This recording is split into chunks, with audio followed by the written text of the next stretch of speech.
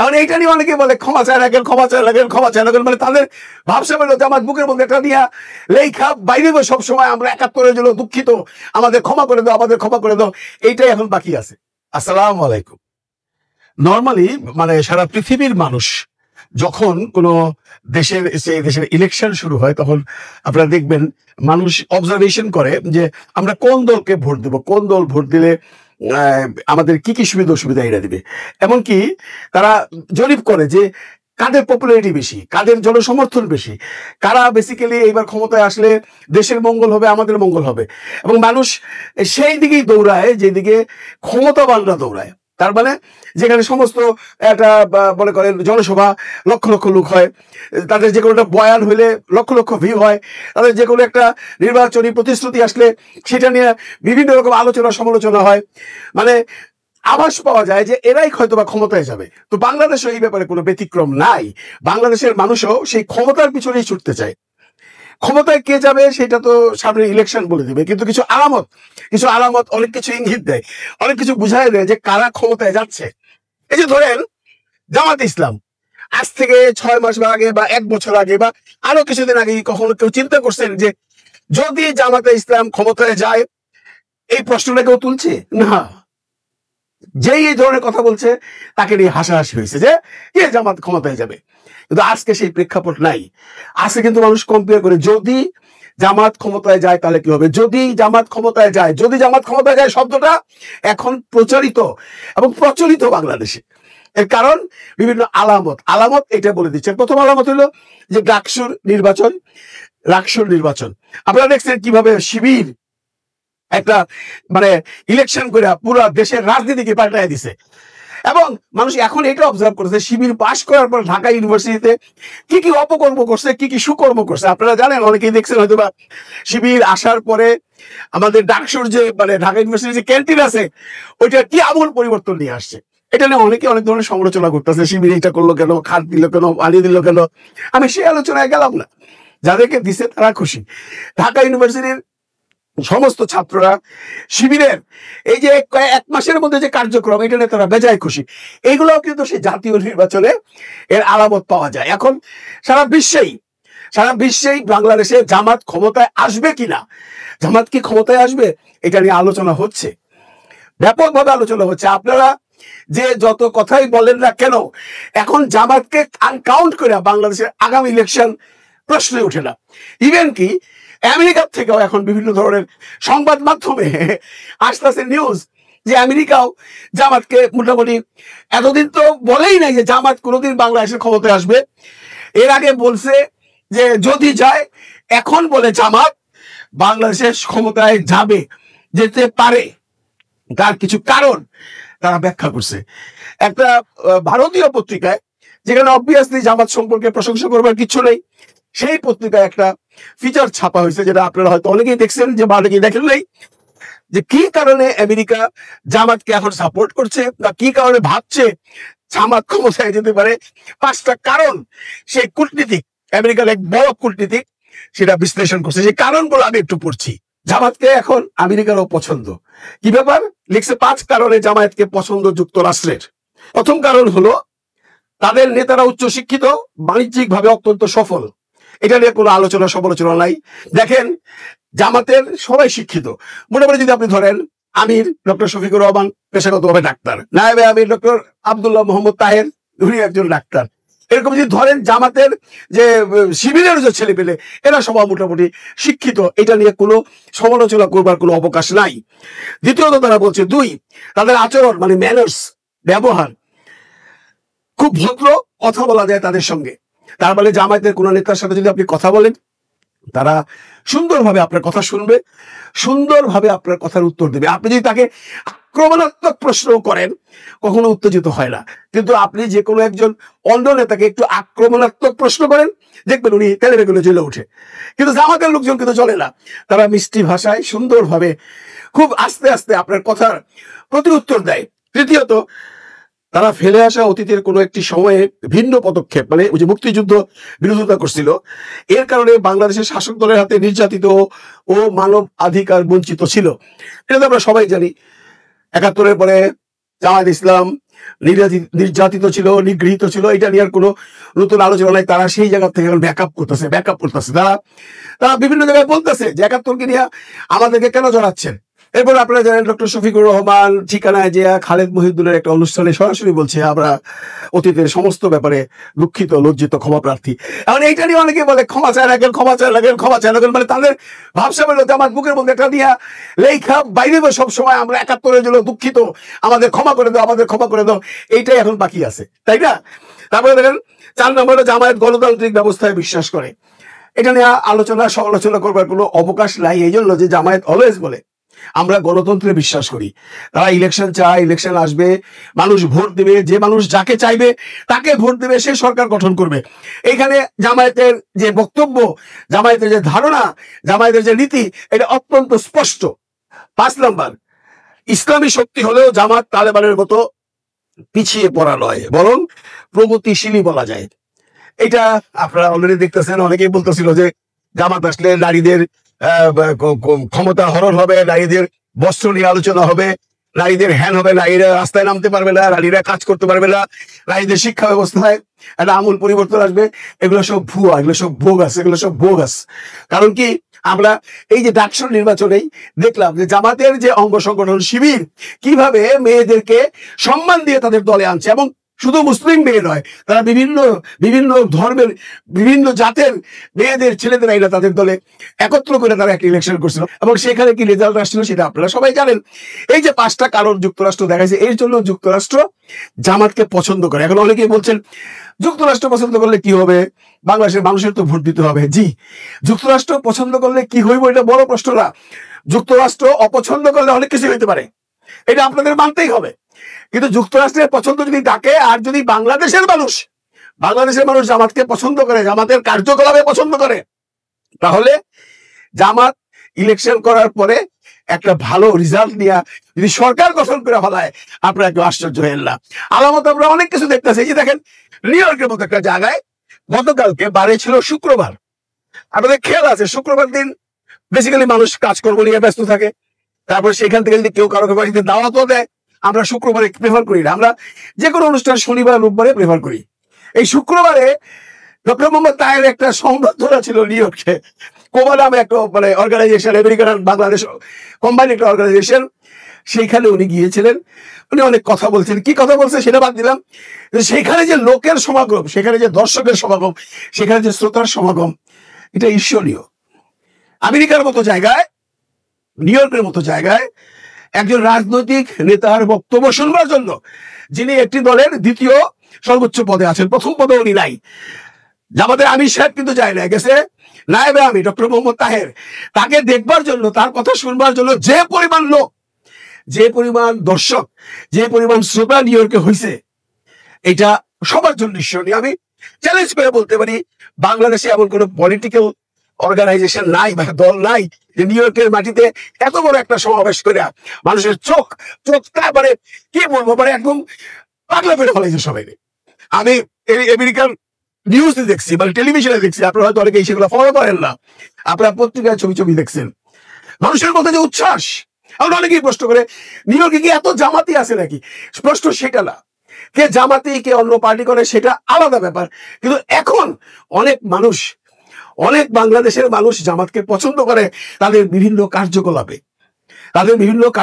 প্রবাসীরা কিন্তু এই ভার্চুয়াল মিডিয়াতে দেখা তাদের দেশের সমস্ত খবর রাখে। যে কোনো রাজনৈতিক নেতার বা রাজনৈতিক বিশ্লেষকের নার্ভের খবর পর্যন্ত রাখে। এদের মাথায় বুদ্ধি আছে, এরা শিক্ষিত, ম্যাক্সিমাম লোকই শিক্ষিত, এরা ভালো চাকরি করে, এখানে ওদের নিজস্ব একটা বিচার বিশ্লেষণ আছে।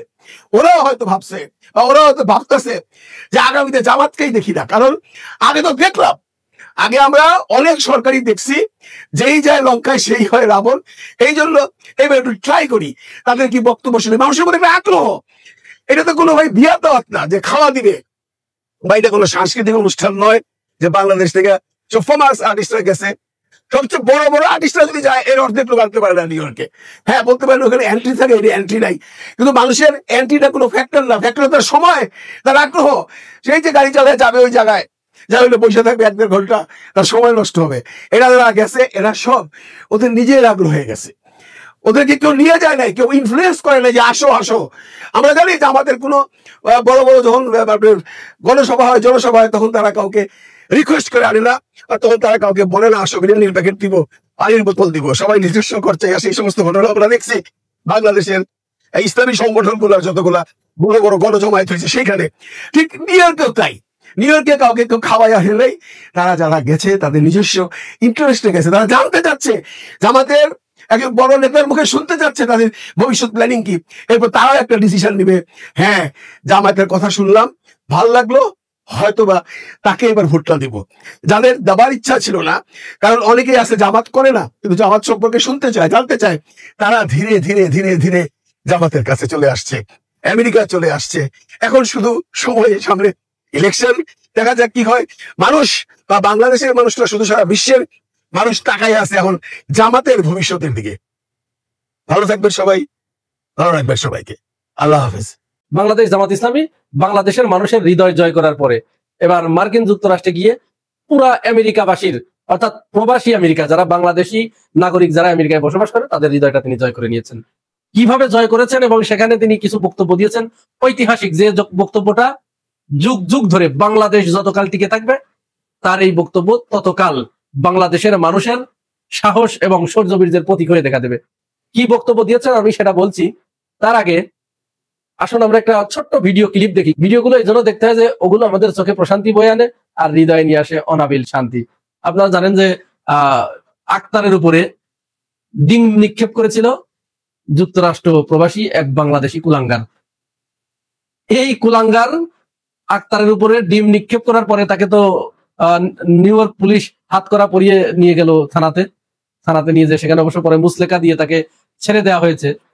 তো এই কুলাঙ্গারকে সাথে সাথে শেখ হাসিনা, ভারত থেকে পলাতক শেখ হাসিনা ফোন করে তাকে বাহবা দেওয়ার জন্য।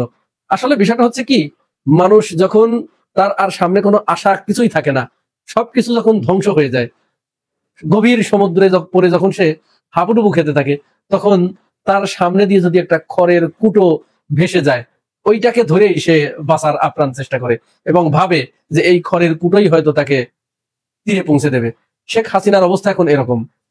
সে বাংলাদেশের মানুষ তাকে যা করেছে এটা সে কোনো মতো অবস্থায় ভুলতে পারছে না। আর এই না ভুলতে পারার ক্ষত থেকে, না ভুলতে পারার যন্ত্রণা থেকে পৃথিবীর আনাচে কানাচে যদি জুলাই গণ অভ্যুত্থানের পক্ষের কোন শক্তির উপরে কেউ সামান্য একটু পিঁপড়া একটা কামড় মেরেছে, সাথে সাথে ওই পিঁপড়াকে এই স্যাডিস্ট, এই সাইকোপ্যাথ মহিলা তাকে ফোন করে অভিনন্দন জানায় যে খুব ভালো করে কাজ করেছো, খুব বাপের বেটার মতো কাজ করেছো বেটা, এরকম একটা অবস্থা। তো আমরা সেটা দেখলাম। তো আর একজন পকেটমার, আওয়ামী লীগের এক পকেটমার, সে নাকি যুক্তরাষ্ট্রের আওয়ামী লীগের সভাপতি। সে জাতিসংঘে প্রফেসর ইউনূস যেখানে ভাষণ দিচ্ছিলেন সেখানে অনেক বিএনপি জামাতের নেতা কর্মীরা ভিড় করেছে, অনেক লোকের সমাগম। এই চোর নাকি ওইখানে পকেট মারতে গেছে।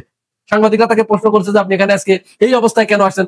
না আমি এমনি ঘুরতে আসছিলাম। তো এমনি ঘুরতে আসছো, ওখানে জানো না তুমি যে বিএনপি জামাতের লোকজন আছে? ওখানে গেলে আজকে কয়েকদিন আগে যে দুর্ঘটনা তোমরা ঘটিয়েছো, মানুষ তো সারা বাংলাদেশের মানুষ পৃথিবীর আনাচে কানাচে যেখানে আছে, তোমাদের উপরে তো বারুদ হয়ে আছে, তোমাদের পাইলে তো একবারে গুড়া গুড়া করে ফেলবে। তাহলে এটা জানার পরেও তুমি সেখানে গিয়েছো, নিশ্চয় তোমার উদ্দেশ্য ছিল পকেটম্যান। তো ওইখানে যাবার পরে তারপরেটা ইতিহাস, এমন পিটানো পিটাইছে, আক্তারের উপরে ডিম নিক্ষেপের যে প্রতিশোধ পুরাটা নিয়েছে। নেয়ার পরে নাক মুখ ফাটাই দিছে, ফাটাই দেওয়ার পরে এবার দেখুন মানে কিভাবে ভ্যা ভ্যা করে কান্নাকাটি করছে। এরকম ছাগল হয় কেউ? কান্নাকাটি করছে দেখুন।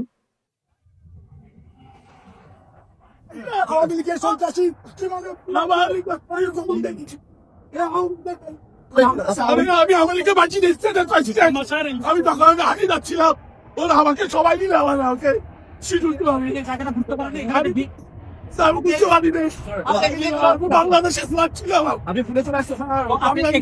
তার এই কান্নাকাটির পরে যখন সে তার স্ত্রী আর এক পাশে দাঁড়িয়েছিল, তার সুন্দরী স্ত্রী ভদ্র মহিলার কাছে যখন সে গেছে, ভদ্র মহিলার যে এক্সপ্রেশন এবং মুখের যে ভাষা ছিল ওটা শেখ হাসিনার কাছ থেকে শেখা ভাষা আর কি, এবং আওয়ামী লীগের অপু উকিল টুকিল যারা ছিল এদের কাছ থেকে শেখা ভাষা সে সেখানে ব্যবহার করেছে। আপনারা সবাই শুনেছেন ওটি, আর আমি ইউটিউবের কমিউনিটি গাইডলাইনের কারণে আপনাদেরকে শোনাচ্ছি না, ও শোনানোর মতো ভাষাও নয়। এখন আমার প্রশ্ন, শেখ হাসিনা কি এই পকেট মারকে ফোন দিবেন? এখন কি ফোন দিয়ে বলবেন যে বাজান মারছে, ভালো করছে, তুমি ধৈর্য ধরো? হ্যাঁ, শেখ হাসিনা কিন্তু তার আগে ঘোষণা করেছে যে ওরা যেন একটাও এখান থেকে ফিরে না যেতে পারে। চিন্তা করেন, এরপরের ইতিহাস তো কেবল এই যে পকেট মার দিয়ে শুরু, এরপরে ওখানে যেইটা যাবে। আমার তো যে অবস্থা দেখলাম বাংলাদেশিদের, পুরো আমেরিকার জনগণ মনে হচ্ছে যে জুলাই গণঅভ্যুত্থানের স্পিরিটে তারা বলিয়ান। আওয়ামী লীগ হাতে গোনা 2-4 জন হয়তো থাকতে পারে, ওরা রাস্তায় বেরোলে তাদের পিটিয়ে শেষ করে দেবে। তো যাই হোক, এই ভিডিওটা দেখার পরে আমরা আসুন আব্দুল্লাহ মোহাম্মদ তাহেরের বিষয়ে ফিরে আসি। আমেরিকায় অবস্থানরত বাংলাদেশি প্রবাসীরা নজিরবিহীন এক গণসংবর্ধনা প্রদান করেছে ডক্টর আব্দুল্লাহ মোহাম্মদ তাহেরকে। আর সবচেয়ে আকর্ষণীয় যে বিষয়টা এবং মজার ব্যাপার যেটা, এই সংবর্ধনা অনুষ্ঠানে ছুটে এসেছিলেন ইলিয়াস হোসেন এবং কনক সরোয়ার। তারা এসে আব্দুল্লাহ মোহাম্মদ তাহেরের সাথে আনন্দঘন পরিবেশে তারা খুব মোলাকাত করেছেন এবং এ সময়ে আমি ইলিয়াসের চোখে ছলছল করে জল পড়তে দেখেছি। আপনারা হয়তো লক্ষ্য করবেন, আমি ভিডিওটা একটু দেখাই, দেখুন।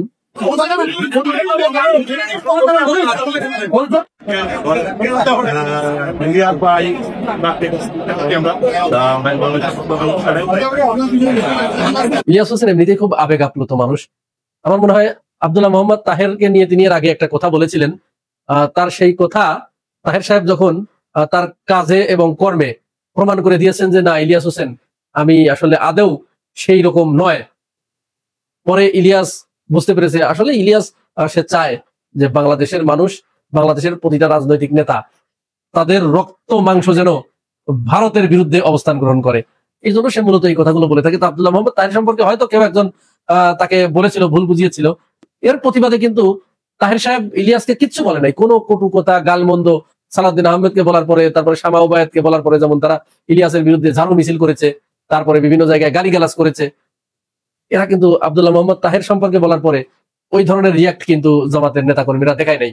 এবং তাহের সাহেব নিজেও ইলিয়াসকে অত্যন্ত সম্মানের সাথে এবং বিনয়ের সাথে বলেছে যে ভাই আমি আসলে ওইটার সাথে জড়িত না, আপনাকে হয়তো কেউ ভুল বুঝিয়েছে, আমার রক্ত মাংস ভারত বিরোধী। তো ইলিয়াস ভাই পরে বুঝতে পেরেছে, বুঝে আজকে তার সংবর্ধনা অনুষ্ঠানে ছুটে যে তাহের সাহেবকে জড়িয়ে ধরে তিনি যে আবেগে আপ্লুত হয়ে গেছেন, তার চোখের পানি সেটি প্রমাণ করে। এবং কনক সরোয়ার সেখানে ছুটে এসেছিলেন এবং তার যে সংবর্ধনা অনুষ্ঠানটা আপনারা দেখুন, সেটাও একটু দেখুন, এগুলো রেকর্ড রাখা দরকার।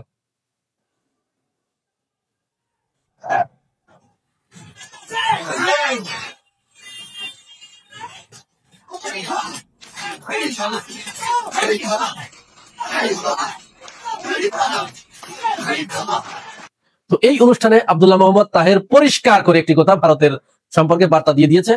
যখন বাংলাদেশের রাজনীতির একটা বড় দল একদিকে ভারতকে তোষামোদ করার এবং তাদেরকে ম্যানেজ করে ক্ষমতায় আসার স্বপ্ন দেখছে, সেই সময় আব্দুল্লাহ মোহাম্মদ তাহেরের এরকম ভারত বিরোধী অবস্থান, তারা জানে যে এখানে অনেক বড় রিস্ক আছে, অনেক বড় বিপদ আছে। তারপরেও তিনি একেবারে দ্ব্যর্থহীন কণ্ঠে বলেছেন যে ভবিষ্যতে ভারতের সাথে কোনো যুদ্ধ হলে আওয়ামী লীগ তাদেরকে সহযোগিতা করবে এবং আরেকটি বড় দল তারা সহযোগিতা করবে না, তবে তারা যুদ্ধে অংশগ্রহণ করবে না, কারণ তারা ওইভাবে সংগঠিত নয়। কিন্তু একমাত্র আমরা, অর্থাৎ জামাত ইসলামকে উদ্দেশ্য করে বলছে, একমাত্র আমরা ভারতের বিরুদ্ধে যুদ্ধে অংশগ্রহণ করব, তাদের সাথে যুদ্ধ করব এবং আমরা এই যুদ্ধ চারিদিকে ছড়িয়ে দেব, আর সেই সময় আমরাই হব প্রকৃত মুক্তিযোদ্ধা।